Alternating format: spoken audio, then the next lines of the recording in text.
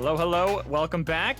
Unfortunately, we have like the ghost of where Crumbs once was, getting ready for game 2. We have his audio, I believe. I think we still have him here with me, but we'll try to figure out where he disappeared to. I think it's just he got so bedazzled by my suit that he just poofed out of existence briefly. But you know what? We'll get him back, getting ready for game 2 of the LCS Proving Grounds presented by Verizon. I'm excited to see how the second game's going to go, and if 100 Thieves Academy can really change up, especially in the draft, how they approach no org.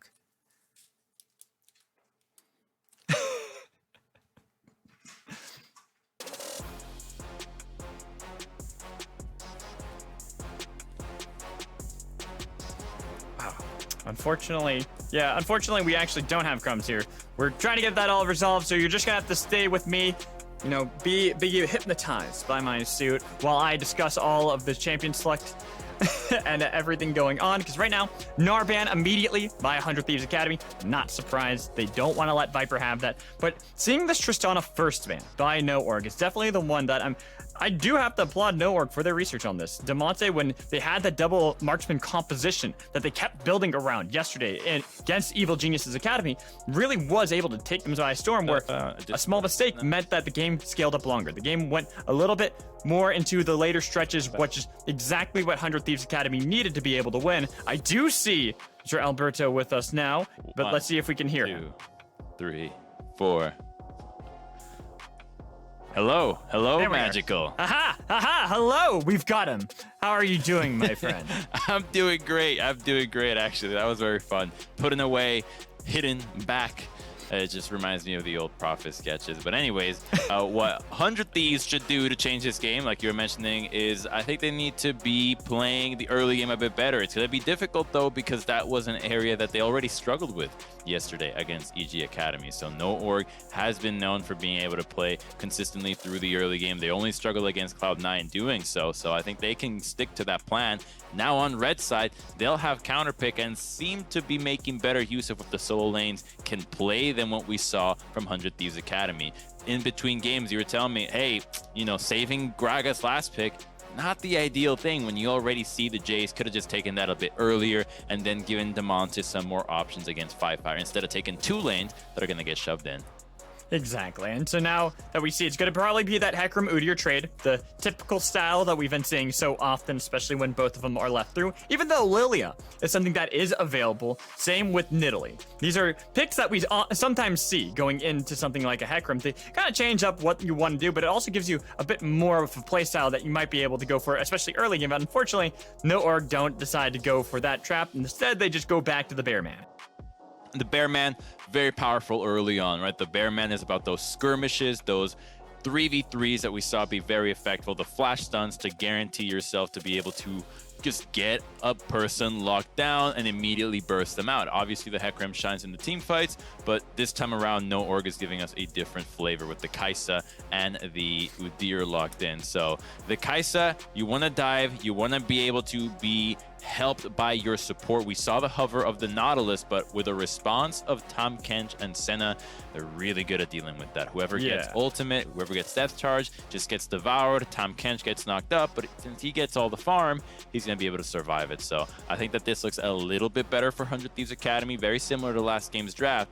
They just need to ensure that they have lanes that can enable the Hecarim. They need to be able to have pushing priority, rotate, and allow him to invade the jungle, to get ganks, to get dives. Otherwise, the Hecarim's just going to be sitting there trying to farm, trying to get plays early on that will likely get punished by the Udyr. Yeah, and hopefully I'm back. Hopefully, I think we had a similar issue. Just too much of glam going on here, and it's just making everything go wild. But right now, seeing how things look kind of standard at the moment, nothing really changing on the side of 100 Thieves. In fact, pretty much the exact same first 3 picks that they picked last time around. Doesn't really inspire the most confidence in me personally. I really want to see Luger go on to something that is going to be more on the scaling, more on the hyper scaling champions like that Jinx, even the Vayne that he played yesterday that looked so immaculate.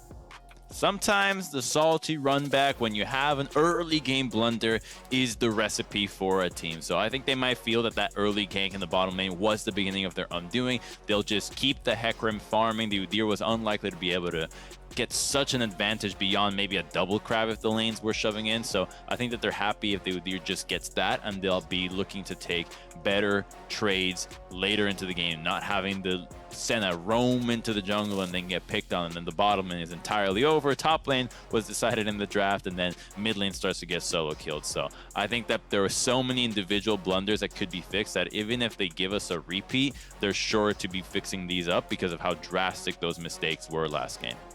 But now that we see Jace be the final ban coming in from 100 Thieves Academy, is going to force Viper onto something a little bit different. I'm expecting him still to want to try to go back onto something that will be able to beat Tenacity in lane, something that is going to be a little bit more dominant, and I'm glad actually to see that they're holding on to that blind pick, getting Ryze once more for Fire. I was expecting the Ryze to be banned, not to see the Jace. Yeah, well, I think the Ryze can be answered with just your regular control mages. You're not going to have Orianna, but you can take the Victor matchup again if you really want to be going that direction. You're not going to have crazy priority here, but a Syndra definitely will. So now you're actually working with what you're given in your jungling department. You just don't give him the solo kills, and the Volibear is going to be very safe. And it's hard to punish this pick with a counter. I think that Viper will look to give us something spicy with the last pick. I don't see why you would save it for him and not give us something that can get some solo kills, but Volibear is really a difficult pick to take these champions like Irelia with, because if you slip up, then the lane and the team fight is over. So he's going to play it safe. He's going to give us the set and just try to fight out bears. It's fists versus claws. So personally, I love seeing Set into any tanks. I mean, this is coming over from having watched and casted in the LPL where it was JDG, Zoom. You gotta play that Set into, I believe it was Sion, and absolutely crush him in lane. So anytime I get a Set into tank matchup, I'm like, yes, let's go. Let's see what Viper is capable of. You've got three beefy boys that are all going to be building just pure HP for the most part. Hecarim is a great target, the Volibear, and so is the Tahm Kench against two very immobile carries, and a really cool trade. Oh, wait a minute, at 20 seconds, it's Ryze top. I was just about to say they could flex it because they hadn't traded it. I was about to say, does Viper go for the Ryze and put that Set in mid lane? Oh man, we got it spicy today. Viper is not disappointing. Yeah, well, we need to see how practiced he is on this champion, though.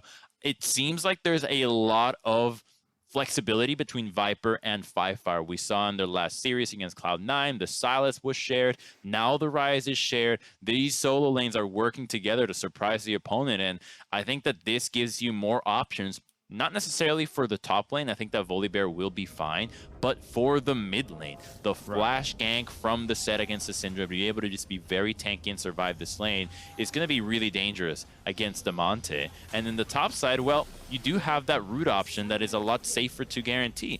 The Monte against the Ryze would probably keep his distance so that if you ever were to rune prison him, you'd have to flash. Whereas the Volibear really can't keep that distance against the Ryze, so the option for rooting him and turning it into a gank is much more likely. And because of that, I'm expecting Anda to be pathing towards the top side and trying to punish Tenacity. Might even try to go for an early gank, just be able to grab Raptors, grab red buff, immediately book it top side to try to see if you can get an early kill on Tenacity. Because if you can get Viper snowballing right out of the gates on a Ryze top lane, I mean, we already saw what Fire was able to do once he got himself an early solo kill on that Ryze. We know what Viper's going to be capable of too.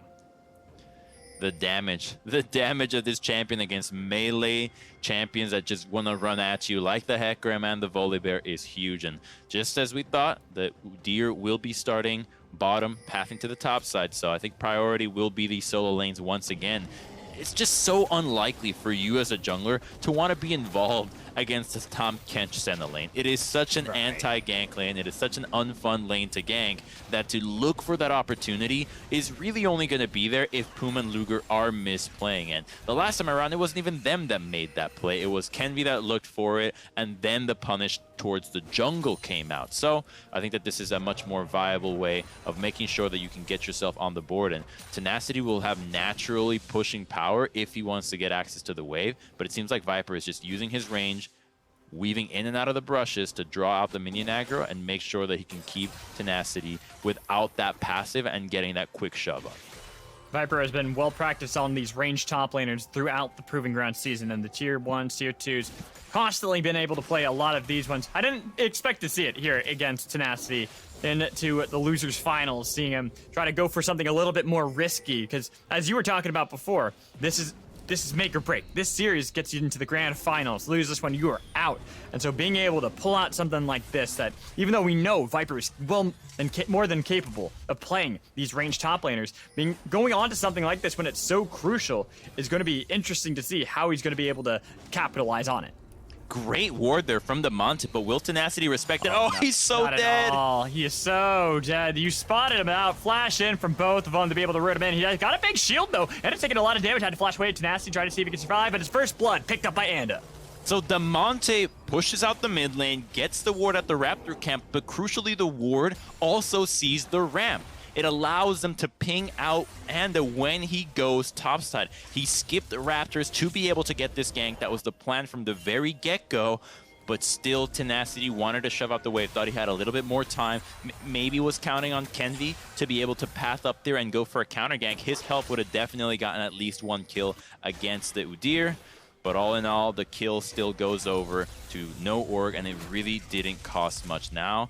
The Udyr still has his flash, so he can still look to play, make an even return to the top side. And looks like we're going to get a scuttle over to 100 Thieves. Yeah, with a level disadvantage and Tenacity already shoved up. No point trying to take that fight. You got a guaranteed crab on your own side of the map. Exactly. Why bother fighting that? Even if you think that you can have 5-Fire show up in time to be able to help out, it's too risky. Play it safe, get the gold, make sure that you're in a good position bot lane, even though you don't want to gank bot lane as Udyr, like you said, into Sen and Dom Kench. It's a disgusting lane to try to see if you can gank. But eventually, once you have a little bit more to be able to work with, get that turbo chem tank, then you can maybe consider going for that, especially if Puma is not necessarily holding hands with Luger. Not just Poom, but also having Big to be able to have multiple spells and have a position to get a great stun off, because unless they're overextended and the wave is in your favor, you're really not going to get much, not just without the rel, but without the distance in the lane to actually run them down. You're really not going to burst them, so you have to have that gap. And it looks like Anda, if he finds this control ward, it won't be much for Tenacity as the wave is already pushing back towards him. I think he was gracious enough to donate his top laner a control ward and now go for an invade himself. There is a teleport available for 5-Fire if they actually want to dive this Volibear, but he'll just take the time to go counter jungle and stay on this side of the map and allow Viper to crash this wave safely. It's kind of like before with Gragas. He's not the easiest to gank, especially underneath the turret. Volibear can have a good amount of shields and heals himself to be able to stay safe, but now we're seeing the trade of fights. The skirmishes on the opposite side of one another. 5-Fire had already used a lot to try to be able to get the damage back onto Damonte. Charge back in, has the shield building up, waiting it out, trying to see if it's going to be off of cooldown to be able to throw it right back in the face of Damonte and Kenvi. As the minions were able to help out just a little bit for 100 Thieves Academy, but no orc are still safe. They're not too threatened at the moment, so they can continue to push up. Damonte had no mana and he had used his Scatter of the Week a little bit earlier, so to be able to stun those two targets right now, having flash available for both of them was out of the question, so they'll just back off and be happy on that one, since now with 5-Fire's passive and fleet work regenerating him, so he's actually going to retain control of this lane. So despite what looked like an opportunity for 100 Thieves to get 1 or even 2 kills, ends up in now being 5-Fire having full dominance in this lane, and Damonte will have to stick around until he can thin this out and teleport back. He'll hopefully have enough mana afterwards and have the wave in a position that he won't miss out on a lot more CS. Oh, but look at the damage from 5-Fire there, understanding that Damonte has nothing he can do to stop him. No mana, and he's forcing that recall, which probably is going to burn the TP early too, to make it so that 5-Fire is continuing his domination in this mid lane. And that domination gets even harder for Damonte to deal with, or at least present it with kill pressure, because of the atomization that now the mid 2v2 has. The double Merc Treads, Udyr and TP. Syndra. Look at Damonte though. He could be a target for people to flash upon. It's a 3-on-3. Oh, but it's going to be on to Kenvi instead. They have so much damage. Scatter of the Week did nothing to stop the shields coming in from 5-Fire to get the kill onto Kenvi. Unleash power, got 5-Fire low, but he brings him back in with the showstopper, trying to be able to skate it. Tenacity, do you want to be able to get into the backline to be able to get a little bit more damage onto Anda? But no, it's a double kill from 5-Fire. Damonte trying to get away. It's a realm warp to make sure they can get 5-Fire the flash away to be able to survive. Fire and the rest of No Org played that skirmish beautifully. 3-on-3, bring it. They want the fight, and they execute perfectly there. They find the right targets, immediately go after Hecarim, because guess what? He's the one that doesn't have flash. He's the one out of position. This 2v2 is seeming to go in the favor of 100 Thieves now. It is. No Org Flash in too, but not getting the root. Unfortunately, the minion just there to be able to save the life of Big. That could have been some light at the end of the tunnel for 100 Thieves, because this top side of the map, this mid lane is really struggling now. That skirmish, Magical, was actually just so great out of them, because you saw them standing there. All right, we want to take this fight, but I think 100 Thieves needed to recognize that this fight was not going to be nearly as easy as they initially had thought out. The Hecarim is not level 6. He doesn't really have much. He's already used his devastating charge, and when they flash in to go after him and instantly pop the Hecarim, that fight is over, right? There's no way you can stay on here. You gotta retreat. They go after the Volibear, and the Monte has nothing to do here. Sticks around a little bit too long, thinking that maybe a Q, maybe a W could help him out. Then the good look there from No Org now gets his flash and now presents another option for No Org to go after. The top side of the map is so over for these. There's so many options for No Org to go after now. And 100 Thieves like to play around these lanes, trying to get their own lead so Kenvi can then be able to help out later. Unfortunately, Kenvi's got to do something himself. He's got to be the one to be the playmaker with how top lane is not handling it against this Rise. Mid lane not being able to contend against Set. Bot lane even struggling right now as we have the gank coming in from Enda. Going to be able to scoop up Luger, but does not have flash, does not have heal. Dawning Shadow giving you the shield, but still the kill going over to Enda. Going to be traded back and forth for Poom, taking him down.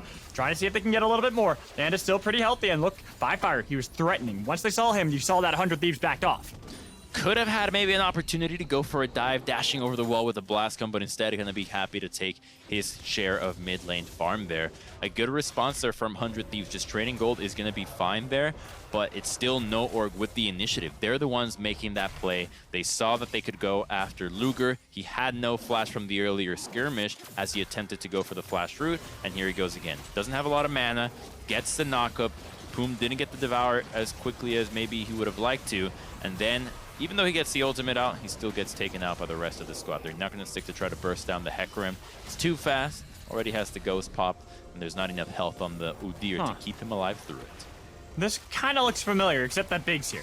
It's another play around a Scuttle Crab, but there's a better setup coming in from 100 Thieves Academy this time around.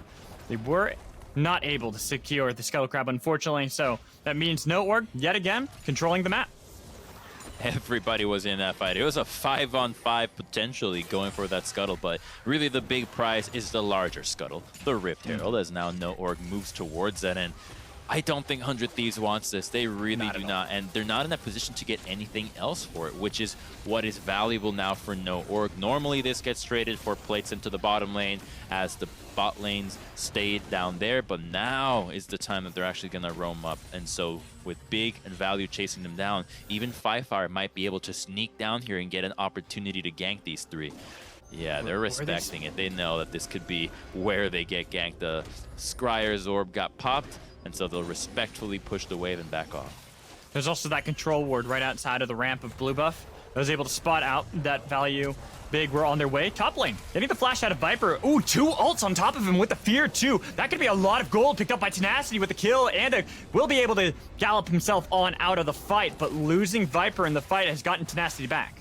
Great burst there, layering of CC out of 100 Thieves to immediately delete Viper. They knew he had flash, but they played it well enough to not give him any opportunity to respond with any rune prisons or damage of his own.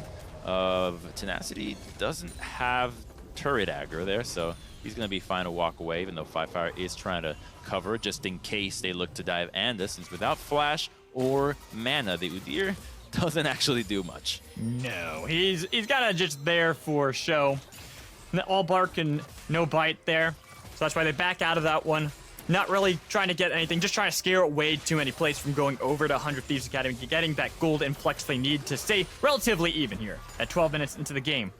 Looks a little bit better for the side of 100 Thieves. It started out pretty rough, but they've been holding the line, making sure that they're not losing out them. Even if the mid lane 2 kills were picked up by Fire, none of those were onto Damonte. He's just been farming it out, waiting to be able to get his mythic item so it can be a lot more impactful, because if he can get a good ult or good scatter the weak onto the members of Noorg who also need to run into them, kind of similar like how they have to run into Viper, that could be their benefit in these fights. And that's what you want out of this Syndra. You want a really good scatter of the week as members try to get up close to your divers or just to assist them.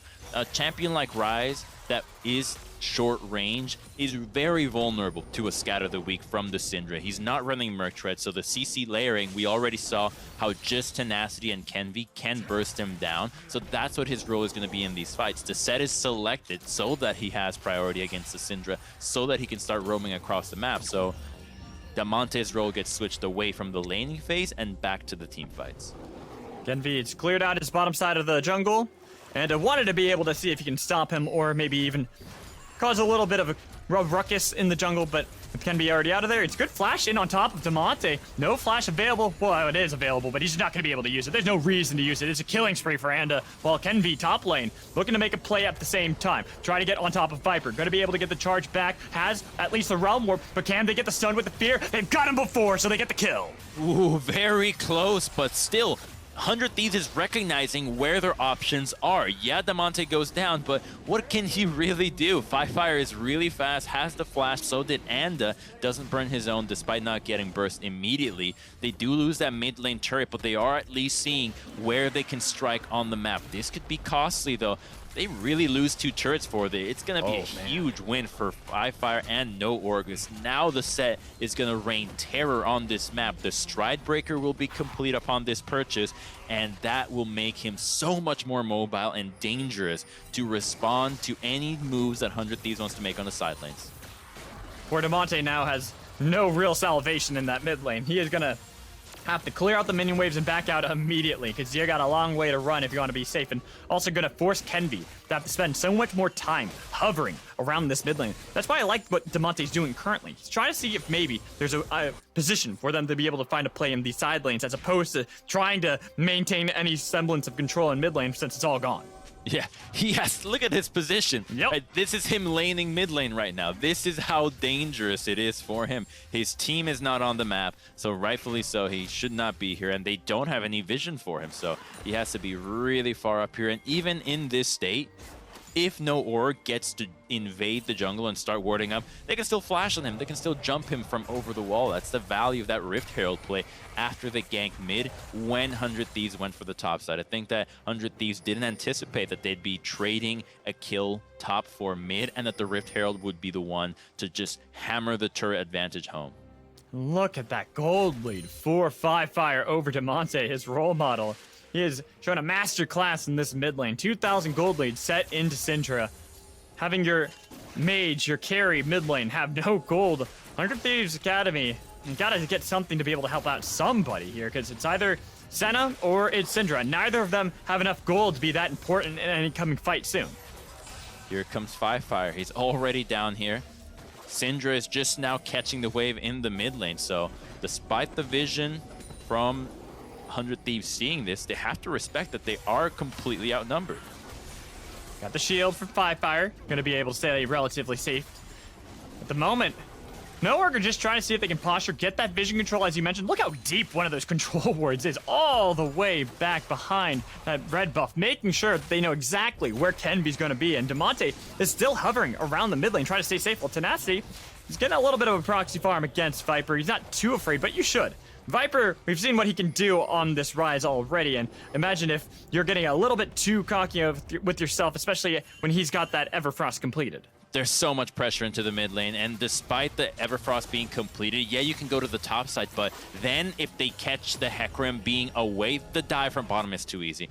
Not just with the teleport, but Fire being able to roam there. He's looking for Syndra. Oh, they're gonna stun him. Oh, look at that. Flashed away this time. Good scatter of the week, though, to be able to survive and try to last long enough. Couldn't last for the Dawning Shadow, though. Now they've turned on to Anda. They got a shield and a Stormbreaker, but look at the blast going to be able to get to safety. Now they have to turn back onto Fire with a huge shield coming in with the Haymaker, with the turnaround. Damage back onto Anda. Gotta be careful, Kenvi. You stepped a bit too far forward. The flash coming in from Viper, wanting to be able to take him down, but Tenacity flashes on top of Fire, getting another shield. Haymaker trying to be able to kite back around long enough, but he's pulled back in for the killing spree. The 3v3 from No Org is again devastating to 100 Thieves. They see Demonte instantly, like the time they saw the Hecarim, they pop him. He gets the flash, but the Udyr can flash after him. The damage is already so high. This isn't just a pure tank set. He's got damage with the Stride Breaker, and they just delete him. He's so far behind. He doesn't hurt these tanks who already have CC reduction and so much health under their belt.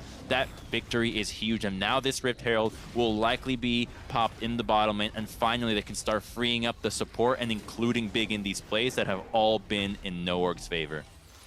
You gotta respect No Org with this play in this game. The flexibility of them. Having Viper onto this Rise, Fire, a commanding performance onto this. But we gotta take a look bot lane, and unfortunately, Boom just was a little too far forward.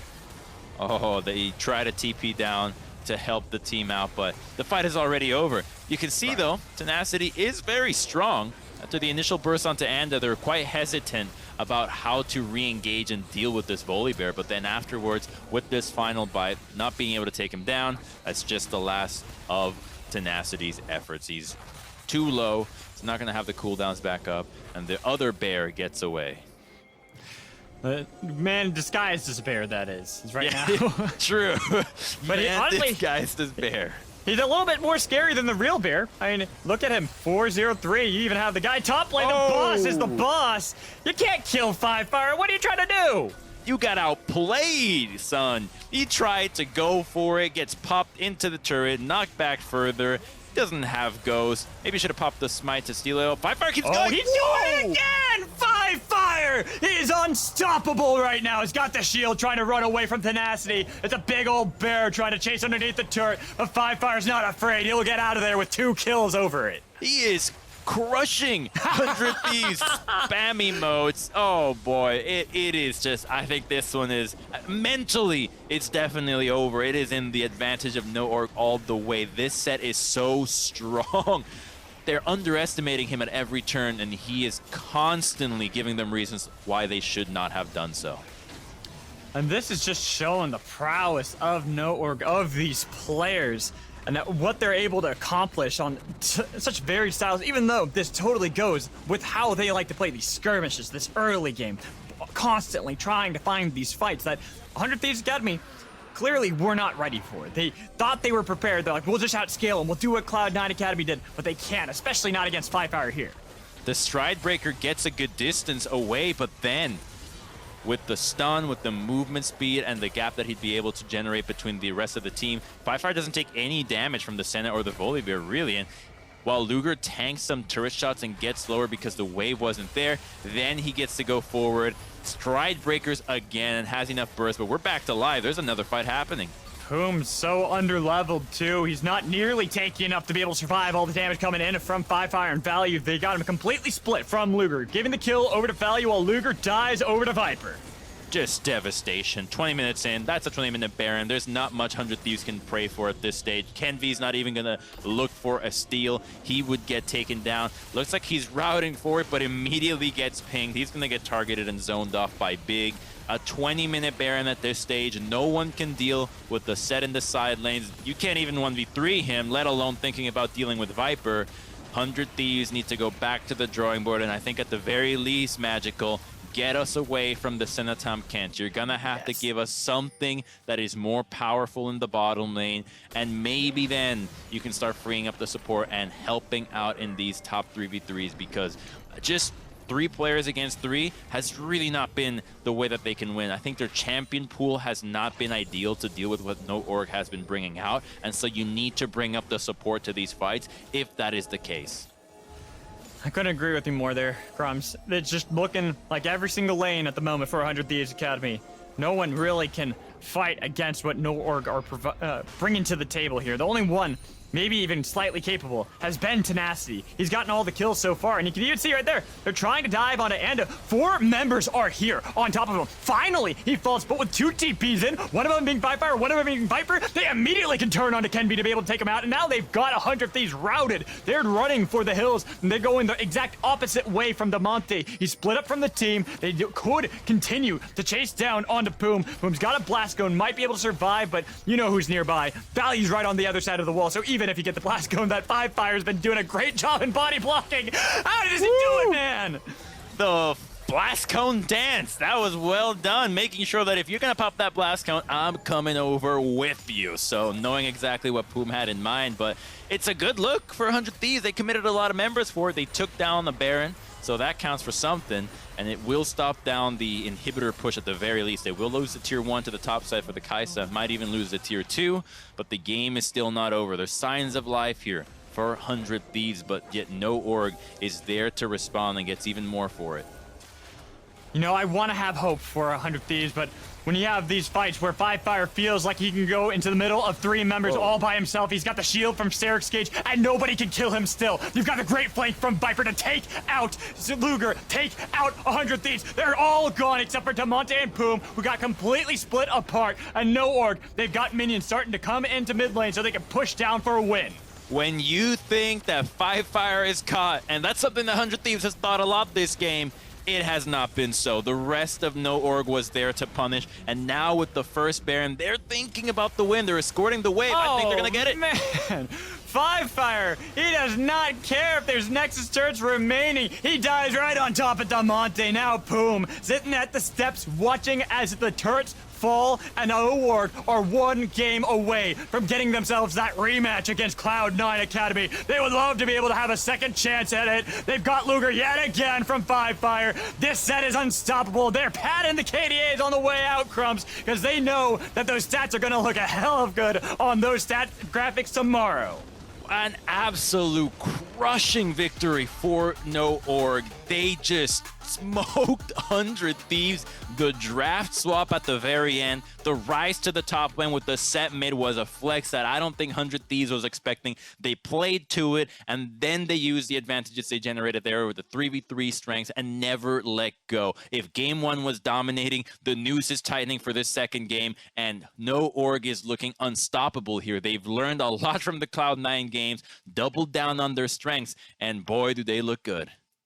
And Fire especially, I keep praising him in this game, but this guy, he's been around in Scouting Grounds, Proving Grounds for some time. He's constantly the king of Proving Grounds. Everyone always talks about that. And this performance into the guy he's been looking up to, his idol in Damonte for so long, this is the performance you want. This is the player that if you're scouting, you're looking at this and going, man, he's got something there, doesn't he?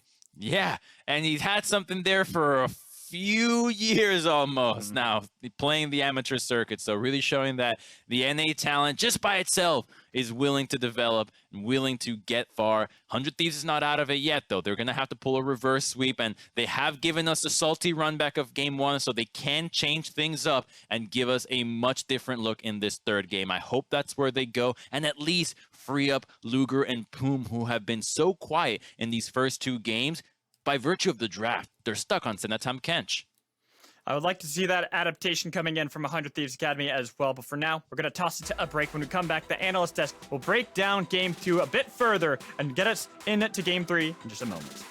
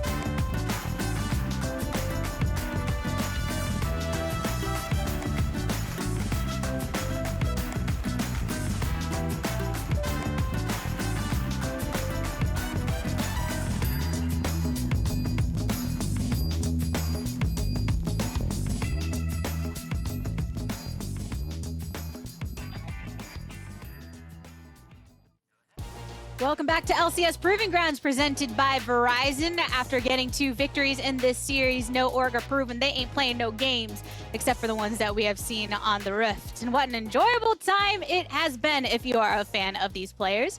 Once again, we got Invert, we got Cubby, here to break it all on down. And Cubby, we did automatically get to see some action there in the top. Not automatically, I would say, but the 3v3 definitely kicked our adrenaline into high gear. That's really where the party got started for No Org, and the timing for them on this play, I really enjoyed it because Kenvi, not quite level 6 on the Hecarim. Senatom Kench also a wave and change away from being 6 as well, so they don't have access to the globals. And this is where Set's able to really hit his stride at this part of the game. And Firefire just plays this fight beautifully with the rest of his team. And that was a common theme throughout the rest of this one, as Firefire had himself a game. This guy came to play today.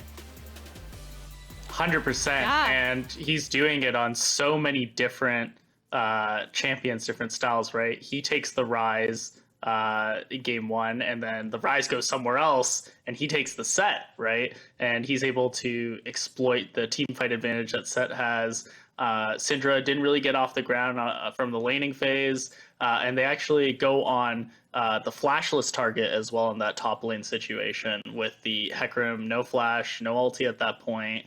It's really easy for Set to get on a target like that, especially after Udyr comes in, run stun, job done as soon as that happens. So really good way for them to get an advantage on the top side. And then they played out trades incredibly well, trading on the other side of the map when a member gets a little too far forward. It's not just the strong play from Firefire, right? Playing into those opportunities created by the rest of the team. And Invert, I think it's fair to say that No Org did find some moments in the middle of that game to really take opportunities in the objective category.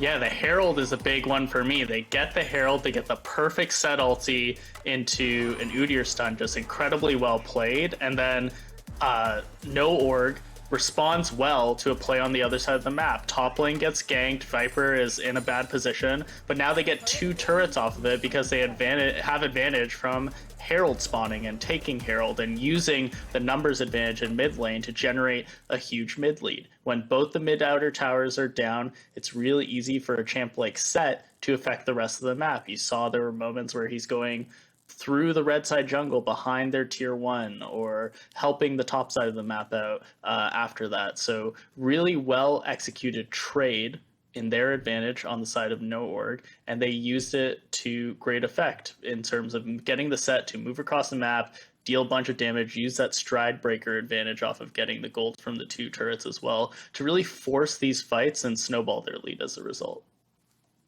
Yeah, and you do mention this snowball invert, and as we take a look at the post-game graphic, I think a snowball is very clear. Invert, why don't you kick us off, and then we'll get some thoughts on Cubby on exactly how this game went down through and through. That's just sharper than Cubby's hairline right there. Like, my goodness, just making sure that the gold always stays in the favor of No Org. Look at the damage as well, Set and Rise popping off. Even though Rise did get a little impatient, a little behind, he's still able to show up for those team fights. And now it's really on 100 Thieves to adapt for the rest of the series when it comes to, are they going to continue to play kind of neutralizers on both sides and let Damonte try and scale up? Or are they actually going to unlock Luger and unleash Crawl Luger, right? We saw Vayne yesterday. We saw Jinx yesterday. I really want to see them come out swinging in the bot lane and punish the kind of stability that No Org's bot lane is offering in this series so far. Well, you say sharper than my hairline, and now I get to say that it's now redder than my face. The thing that really sticks out to me, though, is the fact that the most damage dealt in the game is Firefire's Set. Like, this champion is not a damage dealer. You're supposed to take this early, use the power to find those early fights and early brawls, but this is honestly, like, really a standout performance from the young player, the prospect on No Org that has been so hyped up. Personally, I think that Firefire hasn't been quite as strong this season as he has in last seasons, but God, did he show up and he's trying to prove me wrong and everyone else wrong today. As I mean, he just takes a 1v3, and at this point, I mean, he's fed out of his mind, right? But still, the fact that he's able to see angles like this, able to take fights like this, and send Senna to a different dimension with those fists as well. I mean, that's something where, like, he's a really unique player, and I love seeing him in these first 2 games play multiple archetypes mid. You have the Rise, a big mage carry that Fire performs on. Then you have this roaming set where he's really able to show up and carry his team across the finish line. And now all of a sudden, you're looking at NoOrg. They're sitting pretty. They're here at 2-0. I think the combined game time for both of these has been less than, like, 50 minutes, and NoOrg is just showing no signs of slowing down whatsoever.